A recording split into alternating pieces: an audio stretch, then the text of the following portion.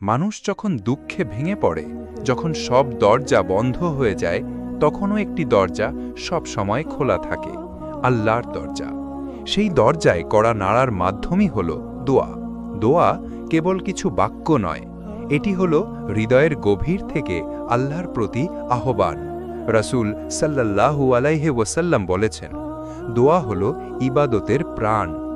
তিরমিজি কোরআনে দোয়ার গুরুত্ব আল্লাহ সুবহানাহু ওয়া তাআলা অসংখ্য আয়াতে দোয়ার গুরুত্ব উল্লেখ করেছেন।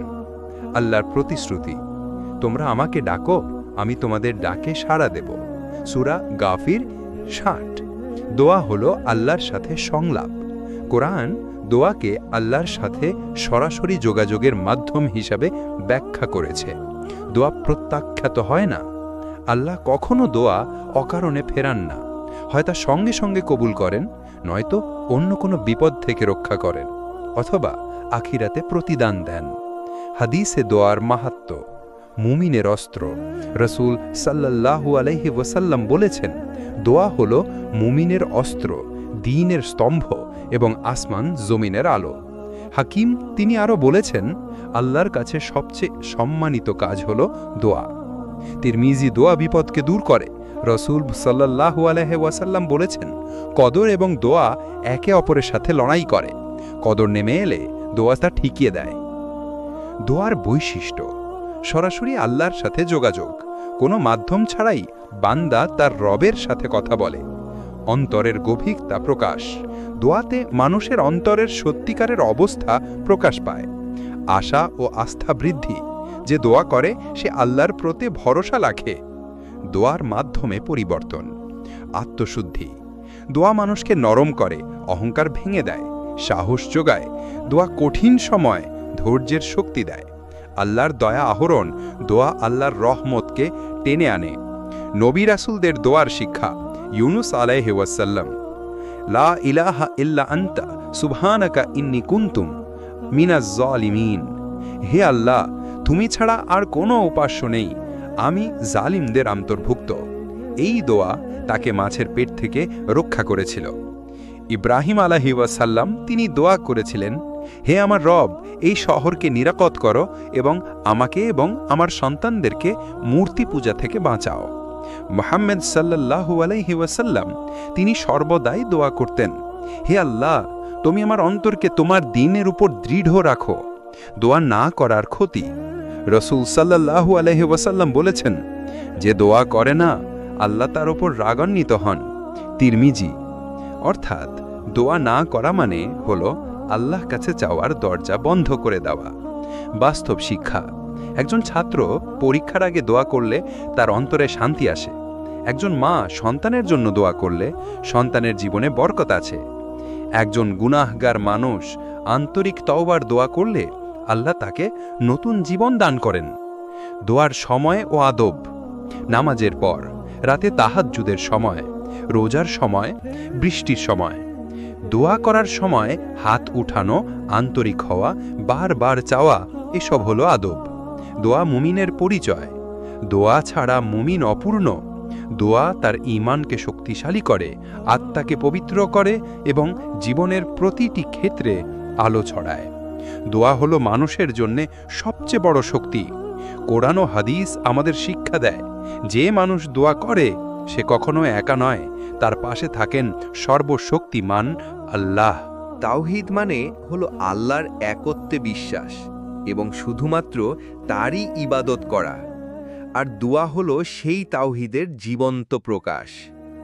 কোনো মানুষ যখন দোয়া করে তখন সে আসলে ঘোষণা করে দিচ্ছে, হে আল্লাহ, আমি শুধু তোমার কাছেই চাই, তোমারই দয়া প্রার্থনা করি, তোমার ছাড়া আর কেউ আমার প্রভু নয়।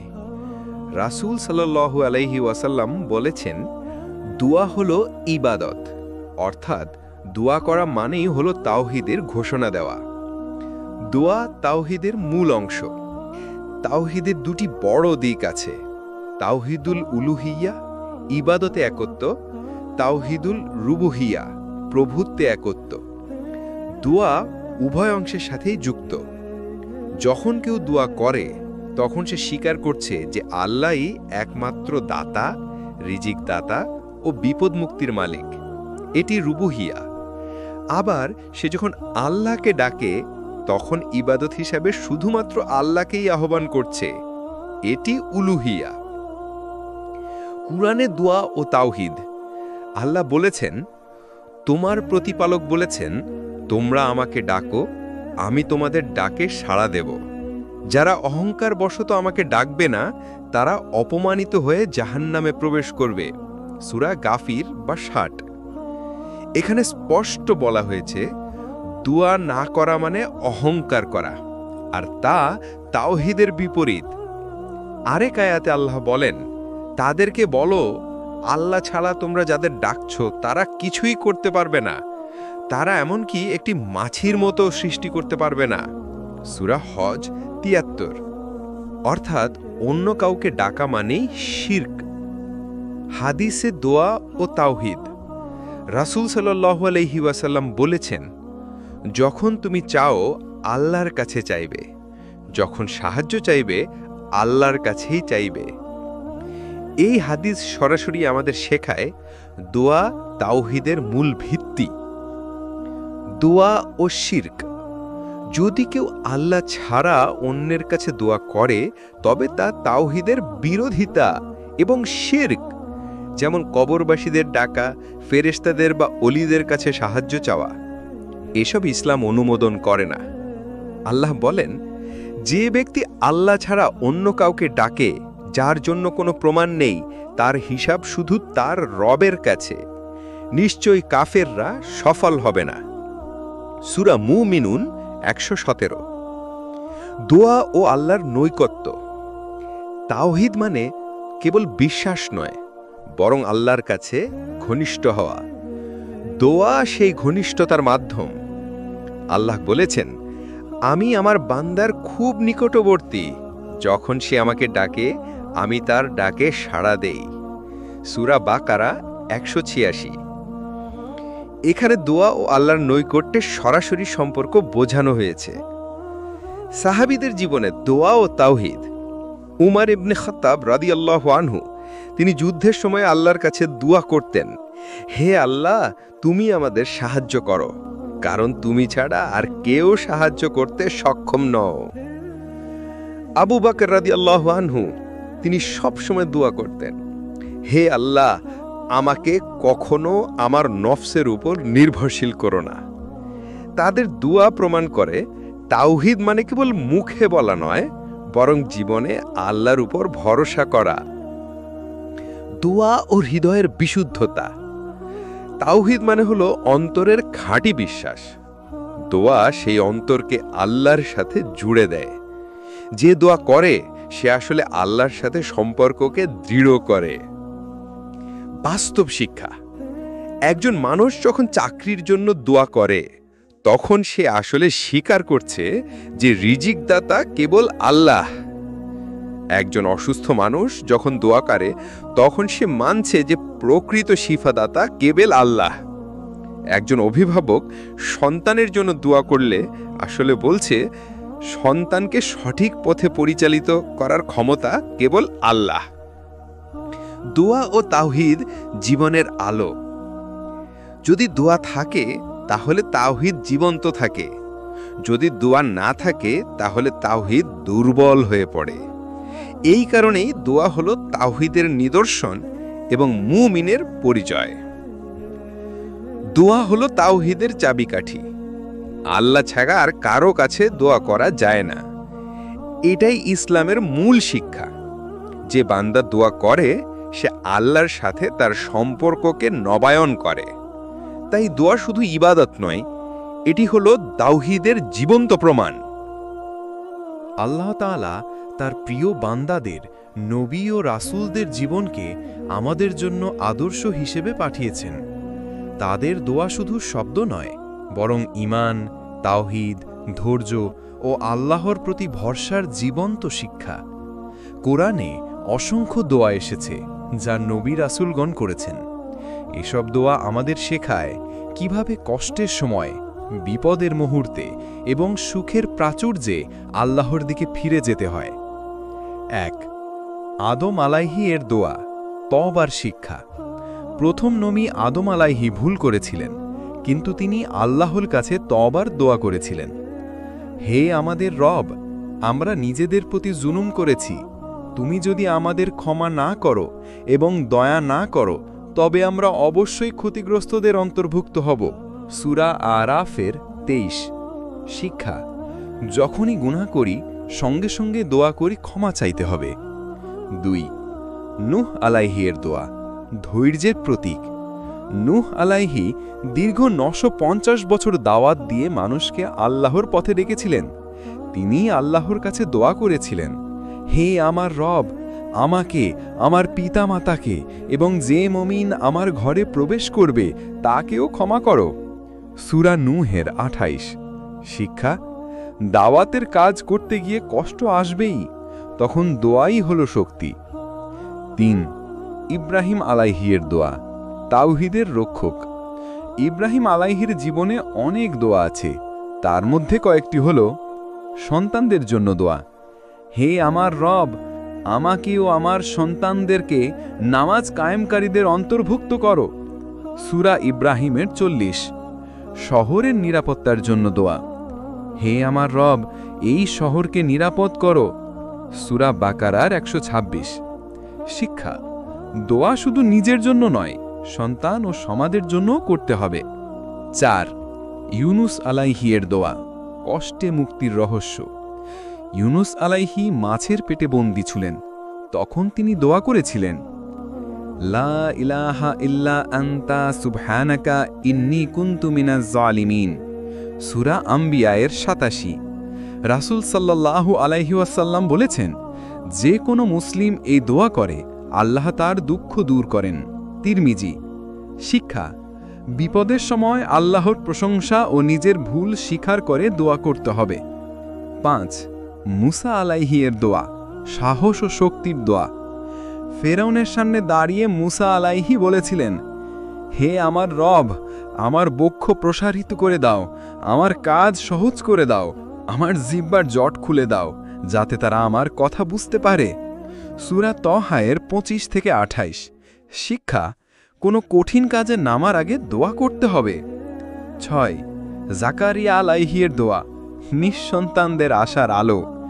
জাকারিয়া আলাইহি বৃদ্ধ বয়সে সন্তান চেয়েছিলেন। হে আমার রব, তুমি আমাকে তোমার পক্ষ থেকে একটি পবিত্র সন্তান দান করো, নিশ্চয়ই তুমি দোয়া কবুলকারী। সূরা আলে ইমরানের 38। আল্লাহ তাকে ইয়াহইয়া আলাইহি দান করেন। শিক্ষা: যতই অসম্ভব মনে হোক, দোয়া আল্লাহর কাছে কখনো ছোট নয়। 7.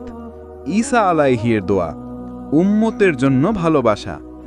ঈসা আলাইহি তার উম্মতের জন্য দোয়া করেছিলেন, হে আল্লাহ, যদি তুমি তাদের শাস্তি দাও, তারা তোমার বান্দা, আর যদি ক্ষমা করো, তুমি পরাক্রমশালী ও হিকমতের অধিকারী।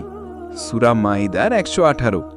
শিক্ষা: দোয়ায় সর্বদা উম্মতের কল্যাণ কামনা করতে হবে। 8. মুহাম্মদ সাল্লাল্লাহু আলাইহি ওয়াসাল্লামের দোয়া, সর্বোত্তম আদর্শ। রাসূল সাল্লাল্লাহু আলাইহির দোয়া ছিল সবচেয়ে গভীর, যেমন হেদায়েতের দোয়া, হে আল্লাহ, তুমি আমাকে হেদায়েত দাও যেমন তুমি তোমার প্রিয় বান্দাদের দাও। হৃদয়ের দৃঢ়তার দোয়া, হে আল্লাহ, তুমি আমার হৃদয়কে তোমার দ্বীনের ওপর দৃঢ় রাখো। উম্মতের জন্য দোয়া, হে আল্লাহ, আমার উম্মত, আমার উম্মত। শিক্ষা: নিজের জন্য দোয়া করা যেমন জরুরি, তেমনি উম্মতের জন্য। নবী রাসূলদের দোয়া থেকে শিক্ষা: সকল অবস্থায় দোয়া, সুখে, দুঃখে, ভয়ে, নিরাপত্তায়। সন্তানের জন্য দোয়া, তাদের হেদায়েত, নামাজ, ঈমানের জন্য। সমাজের কল্যাণের জন্য দোয়া, শহরের নিরাপত্তা, উম্মতের মঙ্গল। তওবার দোয়া, ভুল হলে দ্রুত ক্ষমা প্রার্থনা। আল্লাহর প্রশংসা সহ দোয়া, সর্বদা আল্লাহকে মহিমা দান করে দোয়া শুরু করা। বাস্তব জীবনে প্রয়োগ: একজন শিক্ষক মুসা আলাইহির মতো দোয়া করতে পারেন, যাতে স্পষ্টভাবে কথা বলতে পারেন। একজন মা জাকারিয়া আলাইহির মতো দোয়া করতে পারেন সন্তানের জন্য। একজন কর্মী ইউনুস আলাইহির মতো দোয়া করতে পারেন যখন সমস্যায় পড়েন। একজন দাওয়াতকারী নূহ আলাইহির মতো দোয়া করতে পারেন ধৈর্যের সাথে কাজের সফলতার জন্য। নবী রসুলদের দোয়া আমাদের শেখায় আল্লাহর কাছে চাওয়া হলো মানুষের প্রকৃত শক্তি। তাদের দোয়া শুধু শব্দ নয়, বরং জীবনের দিশা। আজকেও যদি আমরা সেই দোয়াগুলি আমাদের জীবনে ব্যবহার করি, তবে আমাদের অন্তর আলোকিত হবে, জীবন হবে সহজ, আর আখিরাত হবে সুন্দর। মানব জীবন সুখ দুঃখের মিশ্রণে গঠিত। কখনো আনন্দ, কখনো বিপদ, কখনো সফলতা, কখনো ব্যর্থতা। জীবনের প্রতিটি বিপদ ও পরীক্ষার মুহূর্তে মুমিনের সবচেয়ে বড় শক্তি হলো দোয়া। যখন চারপাশ অন্ধকার, সব দরজা বন্ধ, তখন দোয়াই খুলে দেয় আসমানের দরজা। রসুল সাল্লাল্লাহু আলাইহি ওয়াসাল্লাম বলেছেন, দোয়া হলো বিপদের সময় ঈমানদারের আশ্রয়। তিরমিজি। কুরআনে কষ্টের সময় দোয়া। আল্লাহ তাআলা কুরআনে অনেক স্থানে বলেছেন, বান্দারা যখন বিপদে পড়ে তখন তারা তার দিকে ফিরে আসে। সমুদ্রে ঝড়ের সময় দোয়া। তারা যখন নৌকায় ওঠে তখন খাঁটিভাবে আল্লাহকে ডাকে, আর যখন তিনি তাদেরকে তীরে পৌঁছে দেন তখন তারা আবার শিরক করে। সূরা আল আনকাবুতের 65। শিক্ষা: বিপদে মানুষ আল্লাহর কাছে ফিরে আসে, কিন্তু প্রকৃত মুমিন সুখেও দুঃখেও আল্লাহর সাথে সম্পর্ক রাখে। কষ্টের সময় সাড়া দেওয়া। কে সেই ব্যক্তি যে বিপদগ্রস্তের দোয়া কবুল করে, তাকে কষ্ট থেকে মুক্তি দেয় এবং পৃথিবীতে খলিফা বানায়? সূরা নামলের 62। শিক্ষা: বিপদে একমাত্র আল্লাহই মুক্তি দেন। হাদিসে বিপদের সময় দোয়া মুমিনের হাতিয়ার। রসুল সাল্লাল্লাহু আলাইহি ওয়াসাল্লাম বলেছেন, দোয়া বিপদকে ঠেকিয়ে দেয় এবং নেমে আসা বিপদকে হালকা করে। হাকিম। অচলাবস্থার সমাধান। তিনি আরও বলেছেন, যখন কোনো দরজা বন্ধ হয়ে যায় তখন দোয়া সেই দরজাকে খুলে দেয়। তিরমিজি। নবীদের জীবনে দোয়ার শক্তি বিপদে। ইউনুস আলাইহিস সালাম মাছের পেটে বন্দী হয়ে দোয়া করেছিলেন, লা ইলাহা ইল্লা আনতা সুবহানাকা ইন্নী কুনতু মিনাজ জালিমিন। ফলে আল্লাহ তাকে মুক্তি দেন। ইউসুফ আলাইহিস সালাম কূপে, কারাগারে থেকেও আল্লাহর দিকে দোয়া করেছেন। আল্লাহ তাকে মিশরের মন্ত্রী বানালেন। মুসা আলাইহিস সালাম ফিরাউনের ভয়াবহ অত্যাচারের মধ্যেও আল্লাহর কাছে দোয়া করলেন। আল্লাহ তাকে বিজয় দিলেন, শত্রুকে ডুবিয়ে দিলেন। বিপদের সময় দোয়ার প্রভাব। অন্তরে শান্তি আসে। দোয়া উদ্বিগ্ন মনকে প্রশান্ত করে, আশা জাগায়। বিপদের আঁধারে দোয়া আশা জাগিয়ে রাখে। আল্লাহর রহমত নেমে আসে। দোয়া রহমতের দরজা খুলে দেয়। দোয়া না করলে কি হয়? যে বিপদের সময়ও আল্লাহকে ডাকে না, সে আসলে নিজেকে অসহায় অবস্থায় ফেলে দেয়। আল্লাহ বলেন, তোমার প্রতিপালক তোমাদের ডাক ছাড়া কিছুই পরোয়া করেন না। সূরা ফুরকানের ৭৭। সাহাবীদের জীবনে দোয়া বিপদের সময়। বদরের যুদ্ধে রাসূল সাল্লাল্লাহু আলাইহি ওয়াসাল্লাম সারা রাত দোয়া করেছেন, হে আল্লাহ, তুমি যদি আদি ছোট দলকে ধ্বংস করো তাহলে পৃথিবীতে তোমার ইবাদতকারী থাকবে না। আল্লাহ সাহায্যে পাঠালেন ফেরেশতাদের মাধ্যমে। খন্দকের যুদ্ধ। সাহাবারা ক্ষুধায় কষ্ট পাচ্ছিলেন, তখন রাসূল আল্লাহর কাছে সাহায্য চাইলেন। আল্লাহ বাতাস পাঠালেন, শত্রুরা পালিয়ে গেল। আমাদের জীবনে কষ্টের সময় দোয়া। একজন রোগী হাসপাতালে দোয়া করলে তার অন্তরে সাহস আসে। একজন ঋণগ্রস্ত মানুষ দোয়া করলে তার অন্তরে আশার আলো জ্বলে। একজন ভয়গ্রস্ত মানুষ দোয়া করলে তার হৃদয়ে শান্তি নেমে আসে। বিপদের সময় দোয়া করা সঠিক পদ্ধতি। আল্লাহর প্রশংসা দিয়ে শুরু করা, রাসূল সাল্লাল্লাহু আলাইহি ওয়াসাল্লামের উপর দরুদ পাঠানো, আন্তরিকভাবে কান্নার সাথে দোয়া করা, ধৈর্য ধরে বারবার দোয়া করা, আল্লাহর উপর পূর্ণ ভরসা রাখা। বাস্তব উদাহরণ: একজন ছাত্র যখন পরীক্ষায় ব্যর্থ হয়, সে আল্লাহর কাছে দোয়া করে। কিছুদিন পর সে আরও ভালো ফলাফল অর্জন করে। একজন ব্যবসায়ী ক্ষতিগ্রস্ত হয়, আল্লাহর কাছে দোয়া করে, আল্লাহ তাকে নতুন রাস্তার রিজিক দেন। সমাপ্তি: কষ্ট ও বিপদ মানব জীবনের অবিচ্ছেদ্য অংশ, কিন্তু মুমিন কখনো হতাশ হয় না। কারণ তার কাছে আছে সবচেয়ে শক্তিশালী অস্ত্র, দোয়া। যে বিপদে দোয়া করে তার বিপদ কখনো স্থায়ী থাকে না। আল্লাহ প্রতিশ্রুতি দিয়েছেন, আমি বিপদগ্রস্তের দোয়া কবুল করি। ইবাদত মানে শুধু নামাজ, রোজা, হজ বা জাকাত নয়। ইবাদত হলো আল্লাহর কাছে আত্মসমর্পণ, আর সেই ইবাদতের প্রাণ, আত্মা ও মূল হলো দোয়া। রাসূল সাল্লাল্লাহু আলাইহি সাল্লাম বলেছেন, দোয়া হলো ইবাদতে মজ্জা বা আত্মা। তিরমিজি। যে ব্যক্তি দোয়া করে না তার ইবাদত অসম্পূর্ণ থেকে যায়, কারণ দোয়া ছাড়া বান্দার আল্লাহর মধ্যে সরাসরি সংযোগ থাকে না। দোয়া কেন ইবাদতের প্রাণ? দোয়া হলো বিনম্রতা। ইবাদতের মূল উদ্দেশ্য হলো বান্দার বিনয় ও আল্লাহর মহিমা স্বীকার করা। দোয়া সেই বিনয়কে প্রকাশ করে। দোয়া হলো নির্ভরতা। বান্দা স্বীকার করে নিচ্ছে, আমি কিছুই নই, সব কিছুই আল্লাহ। দোয়া হলো ভালোবাসা। যে আল্লাহকে ভালোবাসে সে সর্বক্ষণ তার সাথে কথা বলতে চায়। দোয়া সেই আলাপন। কোরআনে দোয়া ও ইবাদত। আল্লাহ বলেছেন, তোমরা আমাকে ডাকো, আমি তোমাদের ডাকে সাড়া দেব। যারা অহংকার করে আমার ইবাদত থেকে মুখ ফিরিয়ে নেবে তারা অপমানিত হয়ে জাহান্নামে প্রবেশ করবে। সূরা গাফির ৬০। এখানে আল্লাহ দোয়াকে ইবাদতের সাথে একত্রে উল্লেখ করেছেন। দোয়ার অন্তরঙ্গতা কেমন হওয়া উচিত? গভীর মনোযোগ। দোয়ার সময় মনে হবে আমি সরাসরি আল্লাহর সাথে কথা বলছি। অশ্রু ও কান্না। রাসূল সাল্লাল্লাহু আলাইহি সাল্লাম দোয়ার সময় কাঁদতেন। সাহাবারা বলতেন তাহার বুকে ফুটন্ত হাঁড়ির মতো শব্দ শোনা যেত। নিঃসঙ্গ মুহূর্ত। রাতে শেষ প্রহরে যখন কেউ নেই, শুধু আমি আর আমার রব। এই সময়ের দোয়া সবচেয়ে অন্তরঙ্গ। রাসূল সাল্লাল্লাহু আলাইহি সাল্লামের দোয়ার অন্তরঙ্গতা।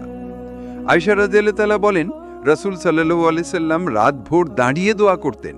এত বেশি দাঁড়াতেন যে তার পা ফুলে যেত। আমি বললাম, হে আল্লাহর রাসূল, আপনি তো গুনাহমুক্ত, এত কষ্ট কেন? তিনি বললেন, আমি কি আল্লাহর কৃতজ্ঞ বান্দা হতে পারবো না? শিক্ষা: দোয়া শুধু প্রয়োজন পূরণের জন্য নয়, আল্লাহর নৈকট্য পাওয়ার জন্য। সাহাবাদের দোয়ার অন্তরঙ্গতা। আবু বকর রাদিয়াল্লাহু তাআলা দোয়ার সময় এত কাঁদতেন যে তার কণ্ঠস্বর শ্রবণ করা যেত না। উমর রাদিয়াল্লাহু তাআলা দোয়া করতে গিয়ে এত কাঁদতেন যে তার চোখে কালো দাগ হয়ে গিয়েছিল।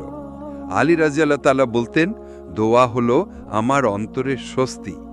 দোয়ার অন্তরঙ্গতার প্রভাব। হৃদয়ের প্রশান্তি। আল্লাহ বলেন, নিশ্চয়ই আল্লাহ স্মরণেই হৃদয় প্রশান্তি পায়। সূরা রাদ ২৮।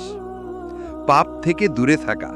যে আল্লাহর সাথে বেশি দোয়া করে তার অন্তর নরম থাকে, সে সহজে গুনাহ করে না। ইবাদতে মিষ্টতা আনা। দোয়া, নামাজ, রোজা ও অন্যান্য ইবাদতে এক ভিন্ন স্বাদ এনে দেয়। কিভাবে দোয়াকে অন্তরঙ্গ করা যায়? আল্লাহর গুণবাচক নাম ব্যবহার করা, যেমন ইয়া রহমান, ইয়া গফুর, ইয়া রাজ্জাক। অতীতের গুনাহ স্বীকার করা, যেমন আদম আলাইহিস সালাম বলেছিলেন, আমরা নিজেদের প্রতি জুলুম করেছি। ভবিষ্যতের আশা প্রকাশ করা, হে আল্লাহ, তুমি যদি আমাকে সাহায্য করো তবে আমি কৃতজ্ঞ থাকব। বারবার দোয়া করা। রাসূল সাল্লাল্লাহু আলাইহি সাল্লাম ৩ বার করে দোয়া করতেন। বাস্তব উদাহরণ: একজন ছাত্র পরীক্ষার আগে শুধু মুখস্থ নয়, আল্লাহর কাছে আন্তরিক দোয়া করলে তার মন শান্ত থাকে। একজন রোগী চিকিৎসার পাশাপাশি অন্তরঙ্গ দোয়া করলে আল্লাহ তার অন্তরকে সুস্থ রাখেন। একজন মা সন্তানের ঘুমের সময় চোখের পানি ফেলে দোয়া করলে সেই সন্তানের জীবনে বরকত আসে। দোয়া না থাকলে ইবাদতের অবস্থা। যদি দোয়া না থাকে তাহলে ইবাদত কেবল আচার হয়ে দাঁড়ায়।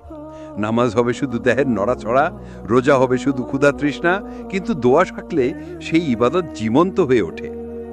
সমাপ্তি: দোয়া হলো ইবাদতের প্রাণ। যে ব্যক্তি দোয়া করে সেই ইবাদতের স্বাদ পায়, আল্লাহর নৈকট্য লাভ করে এবং তার হৃদয় প্রশান্তিতে ভরে ওঠে। তাই মুমিনের জীবনে দোয়া কখনোই সামান্য বিষয় নয়, বরং দোয়াই হলো আল্লাহর সাথে সবচেয়ে অন্তরঙ্গ সম্পর্ক। মুমিনের দোয়া হলো তার শক্তি, তাওহীদ ও ঈমানের প্রকাশ। কিন্তু প্রতিটি দোয়া কবুল হয় না। কুরআন ও হাদিস আমাদের শিখিয়েছে দোয়া কবুল করার জন্য কিছু শর্ত ও আদব পালন করা অত্যন্ত জরুরি। রাসূল সাল্লাল্লাহু আলাইহি ওয়াসাল্লাম বলেছেন, দোয়া হলো মুমিনের অস্ত্র, কিন্তু দোয়া কবুল হওয়ার জন্য শর্ত আছে। তিরমিজি। 1. আন্তরিকতা। আন্তরিক মনোভাব হলো দোয়ার মূল। বান্দা যখন আল্লাহর কাছে কিছু চায়, তাকে ভেতর থেকে চাইতে হবে, কেবল মুখে নয়। উদাহরণ, একজন ছাত্র পরীক্ষার জন্য দোয়া করছে। যদি সে কেবল মুখে বলে কিন্তু মন অন্যদিকে, দোয়া কার্যকর হবে না। কুরআনে এসেছে, যে আল্লাহকে মনে রেখে ডাকবে, আমি তার ডাকে সাড়া দেব। সূরা বাকারা 1:8-6। 2. পাপ থেকে বিরত থাকা। যে ব্যক্তি পাপ করে এবং তা থেকে ফিরে আসে না, তার দোয়া কম কবুল হয়। আল্লাহ বলেন, যারা তাদের অন্তর ও আচার ঠিক রাখে, তাদের দোয়া কবুল হয়। সূরা আনাম 162। দোয়ার আগে নিজের দোষ স্বীকার করা অত্যন্ত গুরুত্বপূর্ণ। 3. ধৈর্য ও তাওয়াক্কুল। দোয়া করার পর মুমিনকে ধৈর্য ধরতে হবে। আল্লাহর ইচ্ছে মেনে নেওয়া শিখতে হবে। অনেক সময় আল্লাহ সরাসরি কবুল না করে অন্য রূপে বরকত দেন। রাসূল সাল্লাল্লাহু আলাইহি সাল্লাম বলেছেন, দোয়া কখনো ফিরিয়ে দেওয়া হয় না, তবে তা হয়তো সঙ্গে সঙ্গে কবুল হবে, হয়তো অন্য রূপে বা আখেরাতে। হাকিম। 4. হারাম বা অবৈধ থেকে বিরত থাকা। যে ব্যক্তি হারাম অর্থ, খাবার বা কাজের দ্বারা দোয়া করে, তা কার্যকর হয় না। উদাহরণ, কেউ অন্যের সম্পত্তি চুরি করে দোয়া করলে আল্লাহ তা শুনবেন না। কুরআন। হেরোনা ক্ষতি করা বা অন্যায় করো না, তবেই তোমাদের দোয়া কবুল হবে। সূরা আনফাল 25। 5. ধীর ও স্থির মনোভাব। দোয়া তাড়াহুড়ো করে নয়, ধীরে ধীরে অন্তরের গভীরে প্রবেশ করে করা উচিত। একনিষ্ঠ দোয়া অন্তরে আল্লাহর উপস্থিতি বোধ করায়। 6. আদব ও উপায়। শুরুতে প্রশংসা ও দরুদ পাঠ। দোয়া শুরু করার আগে আল্লাহর প্রশংসা, সুবহানাল্লাহ, আলহামদুলিল্লাহ ও রাসূল সাল্লাল্লাহু আলাইহি ওয়াসাল্লামের জন্য দরুদ পাঠ। হাত উঁচু করা। নবী সাল্লাল্লাহু আলাইহি ওয়াসাল্লাম বলেছেন, যে ব্যক্তি দোয়া করবে সে হাত উঁচু রাখবে, আল্লাহ তা গ্রহণ করবেন। বুখারী। রাতের শেষ প্রহর, সেহরি বা তাহাজ্জুদের সময় দোয়া সর্বাধিক কবুল হয়। বারবার পুনরায় চেষ্টা। 3 বার পুনরায় দোয়া করা সুন্নাত। সৎ ইচ্ছে ও নৈতিকতা। দোয়ার সময় অন্তরে অন্যের ক্ষতি করার কামনা করা উচিত নয়। 7. বিশেষ হাদিসের শিক্ষা। রাসূল সাল্লাল্লাহু আলাইহি সাল্লাম বলেছেন, যে বান্দা দোয়া করবে এবং মনে বিশ্বাস রাখবে যে আল্লাহ তাকে অবশ্যই দান করবেন, তার দোয়া কখনো বিফল হবে না। বুখারী। শিক্ষা। দোয়ার সাথে পূর্ণ বিশ্বাস জরুরি। 8. বাস্তব জীবনে প্রয়োগ। ছাত্র পরীক্ষার আগের দিন কেবল দোয়া নয়, চেষ্টার সাথে দোয়া করা। ব্যবসায়ী ব্যবসা ক্ষতি হলে শিরিক বা হারাম পথে দোয়া নয়, সততা এবং আল্লাহর দিকে দোয়া। রোগী চিকিৎসার সাথে আল্লাহর কাছে দোয়া। 9. দোয়ার শক্তি। দোয়া মনকে শান্ত করে, দোয়া বিপদ দূর করে, দোয়া আল্লাহর নৈকট্য যুদ্ধি করে। রাসূল সাল্লাল্লাহু আলাইহি ওয়াসাল্লাম বলেছেন, দোয়া হলো আসমান জমিনের আলো। হাকিম। 10. দোয়া কবুলের শেষ কথা। অন্তর থেকে চাইতে হবে, পাপ থেকে বিরত থাকতে হবে, ধৈর্য ধরতে হবে, হারাম থেকে বিরত থাকতে হবে, সঠিক আদব পালন করতে হবে।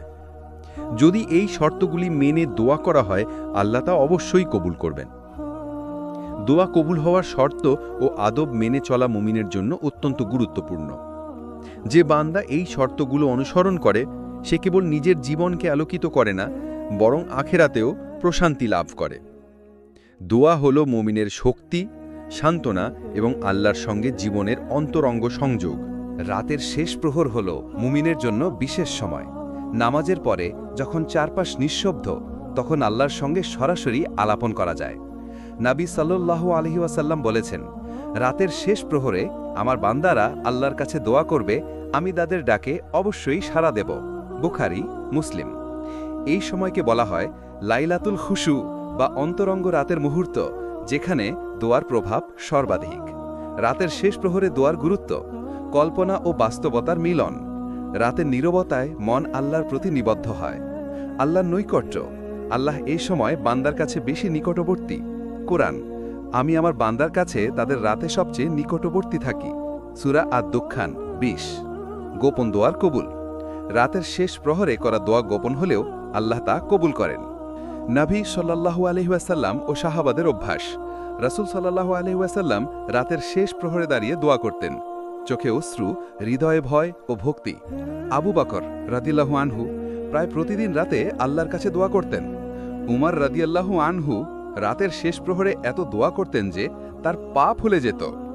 শিক্ষা: রাতের নীরবতা বান্দাকে আল্লাহর দিকে ফিরিয়ে আনে।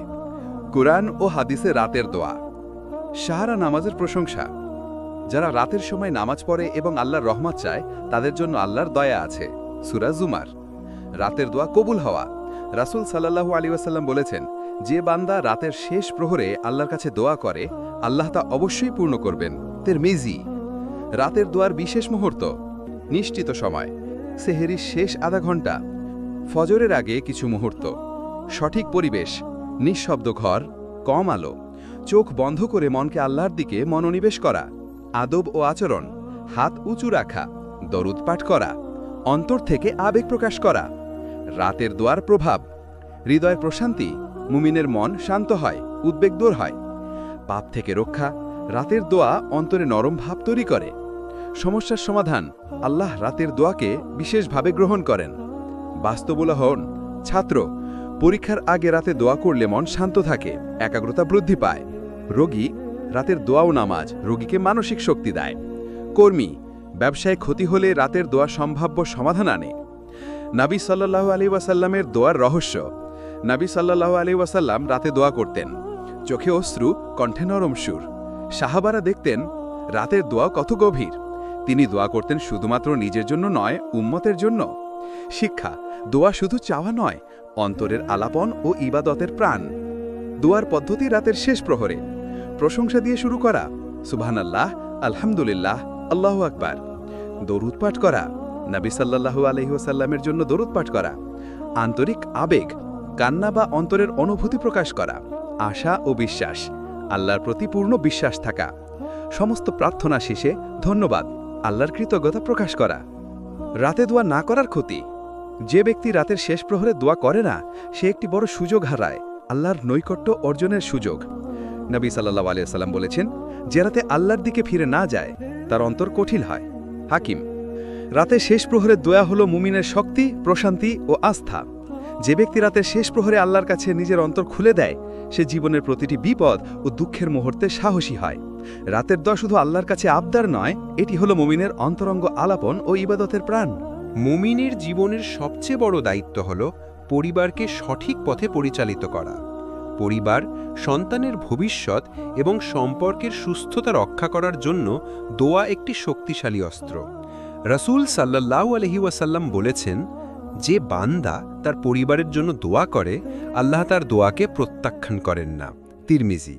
পরিবারের কল্যাণে দোয়া শুধু তাদের সুরক্ষা দেয় না, বরং বান্দার হৃদয়কেও আলোকিত করে। কোরআনে পরিবারের জন্য দোয়া। পিতামাতার জন্য দোয়া: হে আমার রব, আমার পিতামাতাকে দয়া করো, যেমন তারা আমাকে ছোটবেলায় লালন পালন করেছে। সূরা ইসরা 24। শিক্ষা: বাবা মায়ের জন্য দোয়া হল সন্তানের কর্তব্য। সন্তানের জন্য দোয়া: হে আমার রব, আমাকে এবং আমার সন্তানদেরকে ধার্মিক বানাও। সূরা আল আনাম 151। শিক্ষা: সন্তানের ভবিষ্যৎ গঠনে দোয়া অপরিহার্য। নবী সাল্লাল্লাহু আলাইহি ওয়াসাল্লামের দোয়া উদাহরণ। সন্তানের জন্য দোয়া: রাসূল সাল্লাল্লাহু আলাইহি ওয়াসাল্লাম বারবার উম্মতের সন্তানের জন্য দোয়া করতেন। হে আল্লাহ, তাদের হৃদয়কে আলোকিত করো, তাদেরকে তোমার পথে স্থির রাখো। পরিবারের সুরক্ষার জন্য দোয়া: হে আল্লাহ, আমাকে, আমার পরিবারকে এবং আমার উম্মতকে বিপদ ও শয়তানের প্রভাবে রক্ষা করো। তাহলে শিক্ষা: দোয়া পরিবারকে আধ্যাত্মিক ও সামাজিক বিপদ থেকে রক্ষা করে। দোয়ার মাধ্যমে পারিবারিক সম্পর্ক শক্তিশালী করা। মায়ের জন্য দোয়া: সন্তান যখন মায়ের জন্য দোয়া করে মায়ের ভালোবাসা আরও দৃঢ় হয়। পিতার জন্য দোয়া: কোরআন, তোমার পিতামাতাকে সম্মান দাও, আল্লাহর সন্তুষ্টির জন্য। দম্পতির মধ্যে দোয়া: স্বামী স্ত্রীর মধ্যে দোয়া সম্পর্ককে দৃঢ় রাখে। নবী সাল্লাল্লাহু আলাইহি ওয়াসাল্লাম, যে স্বামী স্ত্রী একে অপরের জন্য দোয়া করে আল্লাহ তাদের সম্পর্ককে বরকত দান করেন। সন্তানের জন্য দোয়ার সময়। শিশুর ঈমান ও নমাজের জন্য। হে আল্লাহ, আমার সন্তানদের হৃদয়কে তোমার পথে দৃঢ় করো। সফলতার জন্য। হে আল্লাহ, তাদের রিজিক ও জ্ঞানকে বৃদ্ধি করো। রক্ষা ও নিরাপত্তার জন্য। হে আল্লাহ, তাদের বিপদ, শয়তান ও অন্যায় থেকে রক্ষা করো। পরিবারের জন্য দোয়ার আদব। আন্তরিকতা। পরিবারের জন্য দোয়া হৃদয় থেকে আসতে হবে। নিয়মিত দোয়া। প্রতিদিন পরিবারকে মনে রেখে দোয়া করা। শান্ত ও ধৈর্য সহকারে। দোয়া করতে গিয়ে ক্রোধ বা তাড়াহুড়ো করা উচিত নয়। প্রশংসা ও দুরূদ পাঠ। দোয়ার শুরুতে আল্লাহকে প্রশংসা করা। নবী সাল্লাল্লাহু আলাইহি ওয়াসাল্লামের জন্য দুরূদ পাঠ করা। কুরবানি ও দোয়া। পরিবারকে সঠিক পথে পরিচালিত করতে আল্লাহর সাহায্যে প্রার্থনা করা। সন্তানদের মানসিক ও শারীরিক সুস্থতার জন্য দোয়া করা। পিতামাতা ও আত্মীয় স্বজনদের জন্য দোয়া করা। এই দোয়া পরিবারের মধ্যে শান্তি, সহমর্মিতা ও সৌহার্দ্য সৃষ্টি করে। বাস্তব উদাহরণ। ছাত্র সন্তান, অভিভাবক সন্তানের পরীক্ষার জন্য দোয়া করলে সন্তানের আত্মবিশ্বাস ও মনোবল বৃদ্ধি পায়। রোগী পরিবার। পরিবারের জন্য দোয়া করলে সকলের মন শান্ত থাকে এবং রোগী দ্রুত সুস্থ হয়। কর্মজীবী পরিবার। ব্যবসায় ক্ষতি বা চ্যালেঞ্জে পরিবার একত্রিত হয়ে আল্লাহর কাছে দোয়া করলে সমাধান আসে। দোয়ার উপকারিতা। পরিবারে স্নেহ ও ভালোবাসা বৃদ্ধি পায়। সন্তান ও অভিভাবক উভয়ই আল্লাহর নৈকট্য অনুভব করে। পরিবারের প্রতিটি সদস্যকে পাপ ও বিপদ থেকে রক্ষা করে। ইবাদত ও তাওহীদের প্রতি সংযোগ দৃঢ় হয়। পরিবার ও সন্তানের জন্য দোয়া হল মুমিনের অন্যতম বড় দায়িত্ব। যে বান্দা পরিবারকে মনে রেখে দোয়া করে, আল্লাহ তা প্রত্যাখ্যান করেন না। দোয়া শুধু প্রার্থনা নয়, এটি হল পরিবারকে আলোকিত করার হাতিয়ার, সম্পর্ক দৃঢ় করার মাধ্যম এবং সন্তানের ভবিষ্যতের সুরক্ষা। পাপ করা প্রতিটি মানুষকে দূরে ঠেলে দেয় আল্লাহর কাছ থেকে, কিন্তু মুমিনের সবচেয়ে শক্তিশালী অস্ত্র হল তাওবা ও দোয়া।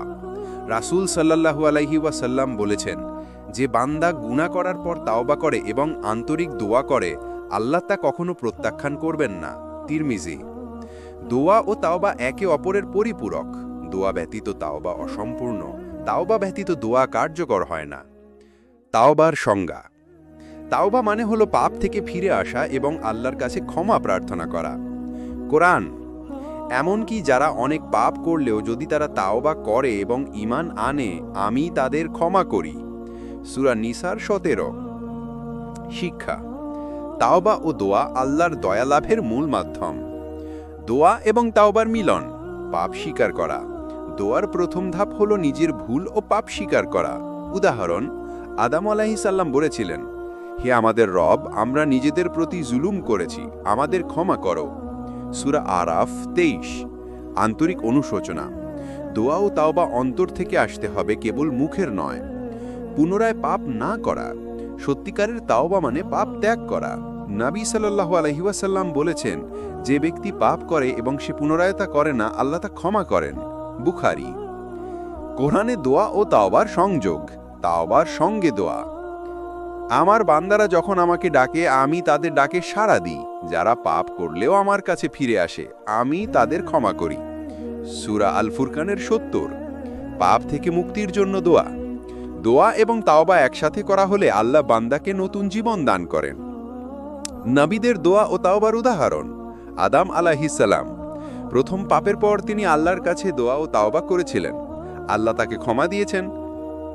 যুনুস আলাইহিস সালাম মাছের পেটে থাকা অবস্থায় পাপ বা ভুলের জন্য দোয়া করেছিলেন, আল্লাহ তাকে মুক্তি দিলেন। মুহাম্মদ সাল্লাল্লাহু আলাইহি ওয়াসাল্লাম, রাসূল সাল্লাল্লাহু আলাইহি ওয়াসাল্লাম বলেছেন, আমি সবচেয়ে বেশি পাপমুক্ত হলেও দিনের প্রায় সব সময় তওবা করি। তিনি আমাদের দেখিয়েছেন তওবা ও দোয়া জীবনের নিয়ম। দোয়া ও তাওবার প্রভাব।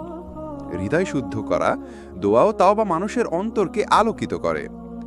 আল্লাহর নৈকট্য অর্জন। পাপ থেকে মুক্ত হয়ে আল্লাহর কাছে ঘনিষ্ঠ হওয়া যায়। আখেরাতে নিরাপত্তা। সত্যিকারের দোয়া ও তাওবা মুমিনকে আখেরাতের শাস্তি থেকে রক্ষা করে। দোয়া ও তাওবা আদব। অন্তরের খাঁটি অনুশোচনা। দোয়া করতে হবে অন্তর থেকে, কোনো দেখানোর মনোভাব ছাড়া। পাপ স্বীকারের সাহস। নিজের ভুল স্বীকার করা মানেই আল্লাহর কাছে দৃঢ় বিশ্বাস। ধৈর্য ধারণ। দোয়া ও তাওবার পর আল্লাহর সাহায্যের জন্য ধৈর্য রাখতে হবে। নিরবিচ্ছিন্ন চেষ্টা, বারবার দোয়া ও তাওবা করা। বাস্তব জীবনে প্রয়োগ: যে ব্যক্তি অসৎ কাজ করেছে, পাপ স্বীকার ও দোয়া করলে আল্লাহ ক্ষমা করবেন। যে ব্যক্তি অভ্যাসগত পাপ থেকে মুক্তি চায়, দোয়া ও তাওবার মাধ্যমে আল্লাহ সাহায্য করবেন। যে ব্যক্তি অন্যের প্রতি অন্যায় করেছে, দোয়া, ক্ষমা চাওয়া এবং তাওবা একসাথে করলে সম্পর্ক মেরামত হয়। দোয়া ও তাওবা একসাথে মুমিনের জীবনের আলো। যে বান্দা পাপ স্বীকার করে, অন্তর থেকে দোয়া করে এবং পুনরায় পাপ না করে, আল্লাহ তাকে ক্ষমা করেন এবং নতুন জীবন দান করেন। এই দয় অর্থাৎ দোয়া ও তাওবা হলো মুমিনের আত্মার মুক্তি, হৃদয়ের প্রশান্তি এবং আখিরাতের সাফল্যের চাবিকাঠি। দোয়া হলো মুমিনের জীবনের সবচেয়ে শক্তিশালী অস্ত্র। এটি কেবল একটি প্রার্থনা নয়, বরং জীবনের গাইড, অন্তরের শান্তি এবং আখিরাতে সাফল্যের চাবিকাঠি। রাসূল সাল্লাল্লাহু আলাইহি সাল্লাম বলেছেন, দোয়া হলো মুমিনের অস্ত্র, ঈমানের প্রাণ এবং যে কোনো সমস্যার সমাধানের হাতিয়ার। তিরমিজি। যে ব্যক্তি দোয়া করে সে দুনিয়ার কষ্ট কমায়, জীবনের লক্ষ্য পূরণ করে এবং আখিরাতে সাফল্য অর্জন করে। 1. দোয়া জীবনের সাফল্যের জন্য। কষ্ট ও বিপদ থেকে মুক্তি। দোয়া মানুষের অন্তরে আশা ও শক্তি জাগায়। কুরআন: তোমরা আমাকে ডাকো, আমি তোমাদের ডাকে সাড়া দেব। সূরা গাফির 60। সঠিক সিদ্ধান্ত গ্রহণে সাহায্য। যখন মুমিন দোয়া করে, আল্লাহ তাকে হেদায়েত দেন। উদাহরণ: মুসা আলাইহিস সালাম ফিরআউনের বিরুদ্ধে দাঁড়ানোর আগে দোয়া করেছিলেন, আল্লাহ তাকে সঠিক দিক নির্দেশনা দিলেন। সমস্যার সমাধান। দোয়া বিপদ ও বাধা দূর করে। নবী সাল্লাল্লাহু আলাইহি সাল্লাম বলেছেন, দোয়া হলো যে কোনো সমস্যার সমাধানের চাবি। হাকিম। 2. দোয়া আখিরাতে সাফল্যের জন্য। সরাসরি আল্লাহর নৈকট্য। দোয়া মুমিনকে আল্লাহর কাছে টানে, অন্তরের প্রশান্তি ও আধ্যাত্মিক উন্নতি ঘটে। পাপ থেকে মুক্তি। আন্তরিক দোয়া ও তওবা পাপের শাস্তি থেকে রক্ষা করে। সূরা আলে ইমরানের 135। স্বর্গ লাভের পথ। নবী সাল্লাল্লাহু আলাইহি সাল্লাম বলেছেন, প্রত্যেক বান্দার দোয়া তার মৃত্যু পর্যন্ত তার জন্য দরজা খুলে রাখে। তিরমিজি। 3. দোয়ার নিয়মিততা। প্রতিদিন আল্লাহর কাছে দোয়া করা জরুরি, বিশেষ করে ফজরের পরে, রাতের শেষ প্রহরে, নামাজের পরে। নিয়মিত দোয়া বান্দাকে ধৈর্যশীল ও আল্লাহর প্রতি বিশ্বস্ত করে। 4. দোয়া ও বিশ্বাস। দোয়া কার্যকর হওয়ার জন্য পূর্ণ বিশ্বাস প্রয়োজন। নবী সাল্লাল্লাহু আলাইহি সাল্লাম বলেছেন, যে ব্যক্তি বিশ্বাসের সাথে দোয়া করে, আল্লাহ তাকে কখনো প্রত্যাখ্যান করবেন না। বুখারী। বিশ্বাস ছাড়া দোয়া কেবল শব্দ হয়ে যায়। 5. দোয়ার সাথে কার্যকর প্রচেষ্টা। শুধু দোয়া নয়, নিজ প্রচেষ্টাও জরুরি। উদাহরণ: একজন ছাত্র কেবল দোয়া করে বসে থাকলে সফল হবে না, পড়াশোনা করতে হবে। নবী সাল্লাল্লাহু আলাইহি সাল্লাম বলেছেন, প্রচেষ্টা ছাড়া শুধু দোয়া অলস মানুষের জন্য। দোয়া ও প্রচেষ্টা একত্রে জীবনের লক্ষ্য পূরণ করে। 6. দোয়ার প্রভাব জীবনে। হৃদয়ে শান্তি। দোয়া উদ্বেগ, ভয় ও হতাশা দূর করে। সাহস ও ধৈর্য বৃদ্ধি। জীবনে চ্যালেঞ্জে দোয়া সাহস যোগায়। সমস্যার সমাধান। আল্লাহ দোয়ার মাধ্যমে সমাধান পাঠান। আধ্যাত্মিক উন্নতি। দোয়া মুমিনকে আল্লাহর নৈকট্য ও তাওহীদ অনুশীলনে রাখে। 7. নবী সাল্লাল্লাহু আলাইহি সাল্লামের দোয়ার উদাহরণ। নিজের জন্য দোয়া। আল্লাহর নৈকট্য ও ক্ষমা চেয়েছেন। উম্মতের জন্য দোয়া: হে আল্লাহ, আমার উম্মতকে সঠিক পদে স্থির রাখো। পরিবারের জন্য দোয়া: সন্তানের হেদায়েত ও কল্যাণ চেয়েছিলেন। শিক্ষা: দোয়া ব্যক্তি, পরিবার ও উম্মতের জন্য কার্যকর। 8. দোয়া ও ধৈর্য। দোয়া করার পর ধৈর্য ধারণ প্রয়োজন। কখনো কখনো আল্লাহ সরাসরি দোয়া পূরণ করেন না, কিন্তু অন্য রূপে বরকত দেন। উদাহরণ: ইউনূস আলাইহিস সালাম মাছের পেটে ছিলেন, দীর্ঘদিন দোয়া করার পর আল্লাহ তাকে মুক্তি দিলেন। 9. দোয়া বাস্তব জীবনে। ছাত্র পরীক্ষা ও পড়াশোনার জন্য দোয়া।